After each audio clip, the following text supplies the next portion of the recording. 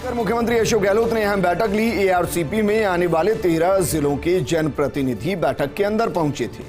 मुख्यमंत्री गहलोत ने बैठक में केंद्र सरकार पर जमकर निशाना साधा। उन्होंने कहा कि हम लंबे समय से केंद्र से मांग कर रहे हैं, योजना को राष्ट्रीय परियोजना घोषित करने की मांग कर रहे हैं। मैं खुद प्रधानमंत्री मोदी को कई बार चिट्ठी लिख चुका हूं।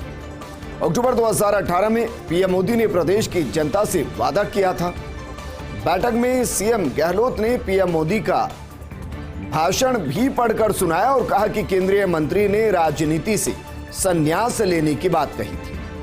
अब केंद्रीय मंत्री कहां पर हैं, वो संन्यास ले ले। मुझे लगता है कि वो मीटिंग में एब्सेंट माइंड रही थी। मोदी ऐसे मंत्रियों को रखते क्यों हैं जो एब्सेंट माइंड रहते हो? ये लोग झूठे हैं, अफवाह फैलाकर राज कर रहे हैं।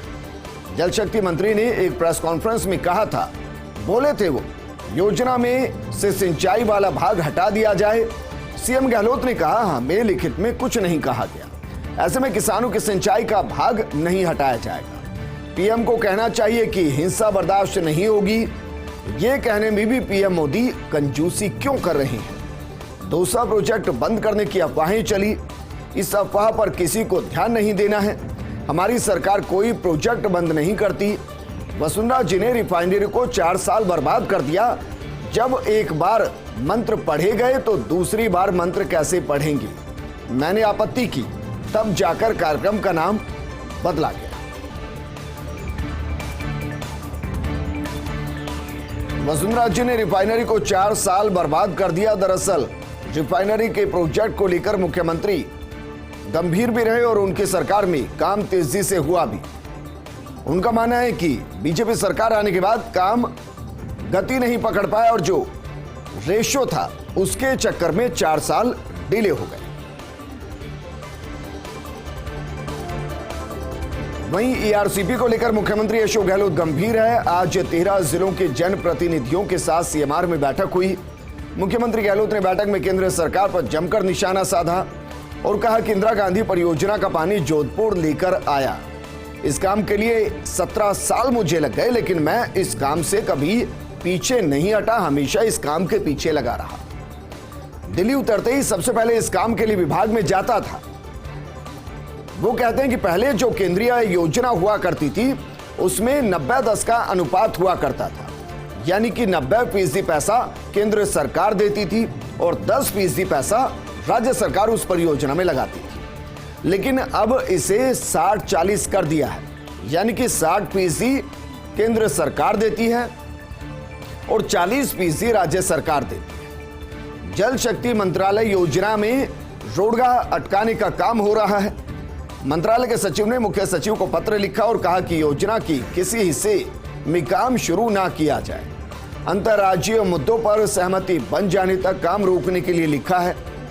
मुख्यमंत्री अशोक गहलोत कहते हैं कि जब पानी हमारा है, पैसा हमारा है, तो केंद्र हमें रोक कैसे सकता है? केंद्र इस रवैये से पेयजल और सिंचाई पानी से रोकने का प्रयास कर रही है। 2 बार पीएम ने प्रदेश की जनता से वादा किया है, बावजूद इसके अभी तक पीएम ने अपने वादे को नहीं निभाया। वो कहते हैं कि मैंने प्रधानमंत्री और जल शक्ति मंत्री को पत्र लिखा है। मुख्यमंत्री कहते हैं कि भविष्य में भी वो इस बारे में लगातार पत्र लिखेंगे। हम अपने साधनों से योजना पर कार्य जारी रखने के लिए प्रतिबद्ध हैं। यदि केंद्र मदद नहीं करती तो इसमें समय लगेगा, लेकिन हम इस योजना को पूरा जरूर करेंगे। 9,600 करोड़ की घोषणा इस बजट में कर चुके हैं। मुख्यमंत्री गहलोत ने कहा कि मध्य प्रदेश ने अपना काम तो कर लिया है, लेकिन राजस्थान की बारी आई तो अटका दिया। ऊपर के बिना काम नहीं अटकाया जा सकता। पीएम मोदी अगर शिवराज सिंह को महज एक फोन कर दे तो राजस्थान का काम तुरंत हो सकता है।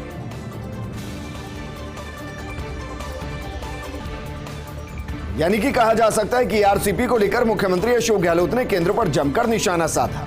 इसके अलावा उन्होंने कहा कि केंद्र सरकार के जल शक्ति मंत्रालय ने काम को रोक रखा है। राजस्थान सरकार को ईआरसीपी का काम रोकने के लिए कहा है।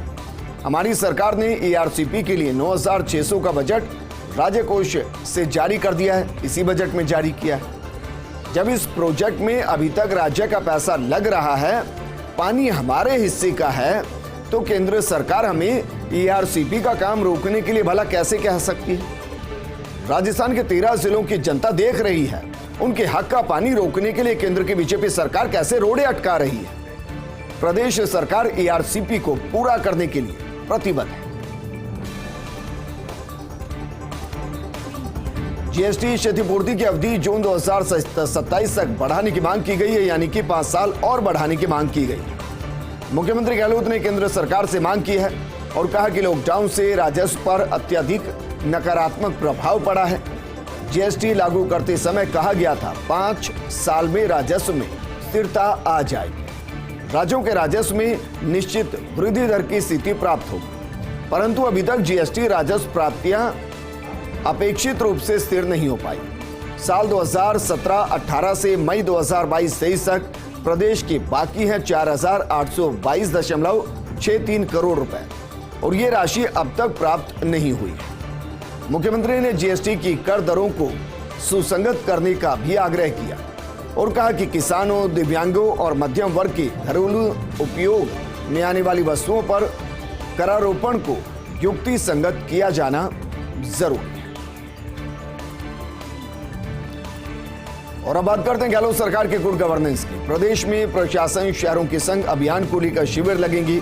15 जुलाई से शुरू दूसरे चरण में हर हफ्ते लगेंगे 2 शिविर। यूडीएच मंत्री शांति धारीवाल ने इसको लेकर जानकारी दी और कहा कि निकायों को लंबित प्रकरण 10 जुलाई तक निपटाने होंगे। सभी जिला कलेक्टर्स अभियान में सक्रिय भूमिका निभाएंगे। सभी नगरीय निकायों में प्रभारी अधिकारी नियुक्त किए जाएंगे। राजस्थान प्रशासनिक सेवा के अधिकारी बतौर प्रभारी नियुक्त होंगे। आखिर कौन देगा विधायकों के उठाए सवालों का जवाब? यह अपने आप में एक सवाल है। विधानसभा में पूछे जाने वाले प्रश्नों के जवाब नहीं मिल रहे। 9 फरवरी से 28 मार्च तक चला था बजट सत्र। इस दौरान 3,257 प्रश्नों के जवाब आज तक नहीं मिल पाए। 1507 तारांकित प्रश्नों के जवाब नहीं आए सदन में। वहीं 1750 अतारांकित प्रश्नों के जवाब का भी अभी तक विधायकों को इंतजार है। विधानसभा के छठे सत्र के 1262 प्रश्न ही अनुत्तरित और 5वें सत्र के 166 प्रश्नों के जवाब भी मंत्री नहीं दे सके। विधायक अपने क्षेत्र से जुड़े मुद्दों पर सवाल पूछते हैं, लेकिन मंत्री हो अफसर हो, उन्होंने अभी तक इन सवालों के जवाब देने के लिए गंभीरता नहीं दिखाई। वहीं उदयपुर हत्याकांड के बाद लापरवाह अधिकारियों पर घास गिरी है। लापरवाह अधिकारियों पर सरकार की ताबड़तोड़ कार्रवाइयां लगातार जारी। आज सरकार ने एक और एडिशनल एसपी को निलंबित कर दिया है। उदयपुर जोन में CID, SSB, ASP Rajesh Bhardwaj निलंबित किए गए हैं। सरकार ने उदयपुर हत्याकांड में मनी इंटेलिजेंस की गंभीर लापरवाही। राजेश भारद्वाज समेत अभी तक 5 आरपीएस उदयपुर से निलंबित किए जा चुके हैं। अब सिर्फ जयपुर जिले में 24 घंटे और रहेगा इंटरनेट बंद। कल शाम 5:30 बजे तक रहेगी इंटरनेट सेवाएं बंद। संभागीय आयुक्त विकास सीताराम भाले ने आदेश जारी कर दिए हैं। अलवर, दौसा में इंटरनेट सेवा आज शाम को बहाल हो जाएगी। इससे पहले झुंझुनू और सीकर में हो चुकी इंटरनेट सेवाएं बहाल और सिर्फ जयपुर बचा है। 33 में से सिर्फ जयपुर जिला ऐसा जहां इंटरनेट सेवाओं को बहाल नहीं किया गया और अगले 24 घंटे ये सेवाएं बहाल नहीं होंगी। कल शाम 5:30 बजे इन सेवाओं को बहाल किया जाएगा। जयपुर में इंटरनेशनल एस्ट्रोलॉजी कॉन्फ्रेंस राज्यपाल कलराज मिश्र के मुख्य आतिथ्य में आयोजन हुआ। राज्यपाल ने कहा कि ज्योतिष का ज्ञान वैदिक परंपराओं का हमारा मूल है। इससे भूत, वर्तमान और भविष्य को भी देखा जा सकता है। ज्योतिष में गणना का है सर्वाधिक महत्व। ज्योतिष शास्त्र को त्रिसंकट कहा जाता है। हमारे देश में ज्योतिष का निरंतर विकास हुआ है। पिछले कुछ समय में इससे प्रश्न कुंडली से गणना भी जुड़ा है। वैदिक वाग्यम में ज्योतिष के सिद्धांत समाहित हैं। ज्योतिष के बिना वेद का समन्वयक दर्शन संभव नहीं है और इसलिए ऋषि मुनियों को दृष्टा कहा गया है। ज्योतिष के प्रामाणिक ज्ञान को आम जन तक पहुंचाया जाना चाहिए।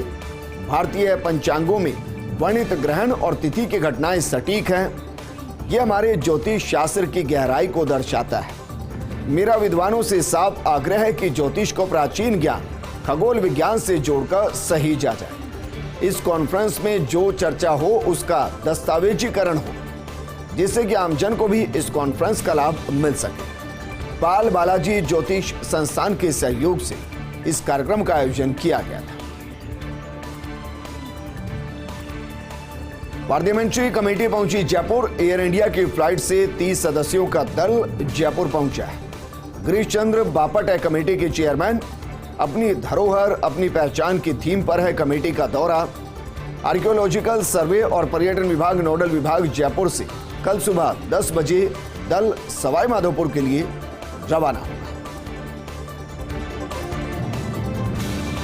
और अब बात करते हैं संघ प्रमुख मोहन भागवत के 8 दिवसीय राजस्थान के दौरे की। सर संघ चालक मोहन भागवत आज सुबह जयपुर पहुंचे। कुछ देर भारतीय भवन में विश्राम के बाद दोपहर में चूरू रवाना हुए। आज मोहन भागवत चूरू में रात्रि विश्राम करेंगे। कल सुबह चूरू से मोहन भागवत पहुंचेंगे रतनगढ़ के गोलचा ज्ञान मंदिर। रतनगढ़ में तेरापंथ संघ के आचार्य महाश्रमण से वो वार्ता करेंगे। कल 12 बजे रतनगढ़ से चूरू के लिए प्रस्थान कर चूरू में ही रात्रि विश्राम करेंगे।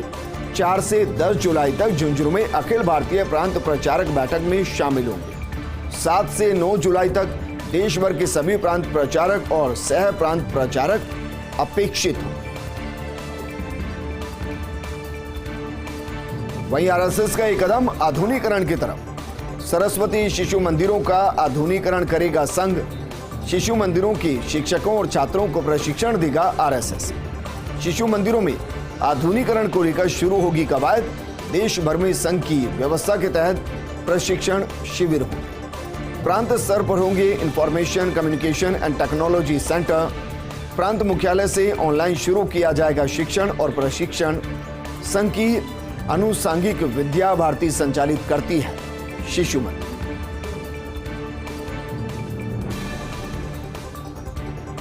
फुल सिलेबस को लेकर अभी लगेगा टाइम। राजस्थान अध्यापक भर्ती परीक्षा का संशोधित सिलेबस जारी किया गया। शिक्षा मंत्री बी डी कल्ला ने कल जारी किया संशोधित सिलेबस। विस्तृत पाठ्यक्रम की तैयारी के लिए निदेशक प्रारंभिक शिक्षा को अधिकृत किया गया है। 1 अप्रैल को शिक्षा विभाग ने जारी किया था शिक्षक भर्ती का सिलेबस। रीट के बाद होने वाली शिक्षक भर्ती का सिलेबस जारी किया था। अभ्यर्थियों ने इस सिलेबस पर जताई थी नाराजगी। सिलेबस में केवल विषय और उनके मार्क्स होने पर नाराज थे अभ्यर्थी। परीक्षा का विस्तृत सिलेबस जारी करने की मांग की। राजस्थान खेल परिषद से बड़ी खबर। महाराणा प्रताप और वरिष्ठ अवॉर्डी कमेटी में बदलाव होगा। कमेटी में सदस्यों की संख्या बढ़ाई जाएगी। अब तक सरकारी सदस्य ज्यादा है इस कमेटी में। अवार्ड के नियमों में भी बदलाव होगा। अवार्ड की संख्या सीमित करने पर बनी रजामंदी। अगले कुछ दिनों में नए नियम किए जाएंगे जारी। चयन में पूर्णतः पारदर्शिता के लिए बनेंगे नए नियम। अब नीतिगत बड़ा फैसला लेने की जरूरत। सामान्य खिलाड़ियों व पैरा खिलाड़ियों का मामला। अवार्ड व इनामी राशि को लेकर खेल परिषद पसोपेश में है। दरअसल सामान्य और पैरा खिलाड़ियों के टूर्नामेंट के स्तर में अंतर है। सामान्य खिलाड़ियों के टूर्नामेंट में होती है ज्यादा प्रतिस्पर्धा। वहीं पैरा गेम्स में कई इवेंट में नामांत्र के होते हैं खिलाड़ी। कई बार 4 से 5 खिलाड़ियों में बढ़ जाते हैं स्वर्ण, रजत और कांस्य पदक। ऐसे में दोनों प्रतियोगिताओं के स्तर को एक तराजू में तौलना आसान नहीं। अब खेल परिषद भी इस बारे में ले सकता है नीतिगत फैसला। इनामी राशि में भी पैरा खिलाड़ियों में हो रही बंदरबाट। अलग अलग कैटेगरी बनाने पर हो रहा उच्च स्तर पर विचार। मानसून के मंगल प्रवेश के साथ ही प्रदेश में रिकॉर्ड बारिश। एंट्री के साथ ही आधा राजस्थान मानसूनी बारिश से तरबतर है। आज भी कई इलाकों में रुक रुक कर बारिश का दौर जारी रहा। जयपुर के कई इलाकों में भी सुबह से चितराई बारिश का दौर। कल अजमेर में 4 इंच से ज्यादा बारिश से टूटा 11 साल का रिकॉर्ड। अजमेर के पुष्कर सरोवर में भी पानी की अच्छी आवक हुई। अजमेर के अलावा नागौर, भीलवाड़ा, कोटा, अलवर, टोंक, जोधपुर, बांसवाड़ा, चित्तौड़गढ़ समेत जिलों के अंदर अच्छी बारिश हुई। बीकानेर में मकान की दीवार ढहने से 2 बच्चों की दर्दनाक मौत हो गई। बारिश से छतरगढ़ थाना क्षेत्र की चक 12 एसटीएम की घटना। अब जोधपुर संभाग की राजसमंद, पाली, जोधपुर, जैसलमेर, बाड़मेर, जालोर सिरोही में मानसून की एंट्री होना अभी बाकी है। जेडीए की लापरवाही, लोगों की जान पर भारी। सीवर लाइन डालने के बाद गड्ढों को भरने में लापरवाही है। एनआरआई सर्कल के पास नंदपुरी बी कॉलोनी का मामला है। 100 फीट रोड पर गत दिनों जेडीए ने डाली थी सीवर लाइन। जेडीए की पीएचईडी विंग ने डाली थी सीवर लाइन। सीवर लाइन डालने के बाद गड्ढे को निर्धारित मानकों के तहत नहीं भरा गया। अब बारिश में धंसने लगी मिट्टी और गड्ढे में फंस गई कार। हालांकि कार में सवार लोगों ने काफी मशक्कत के बाद जान बचाई। शहर भर में जगह जगह जल भराव और बरसाती गड्ढे बने हैं, लोगों की जान पर भारी। तो तस्वीर हम आपको दिखा रहे हैं, तस्वीरें जरा देखिए। और ये बरसात से पहले ही सीवर का काम हुआ है। जेडीए ने सीवर का काम किया है। सीवर का काम किया, गड्ढा भरा भी, ऊपर से सड़क भी बना दी। लेकिन कमाल की बात देखिए, महज 1 या 2 बारिश में ही गड्ढे नजर आने लगे। जिन मानकों के आधार पर गड्ढों को भरा जाना था, उन मानकों की अवहेलना कह सकते हैं कि हुई होगी, तभी इस तरीके की तस्वीरें सामने आई।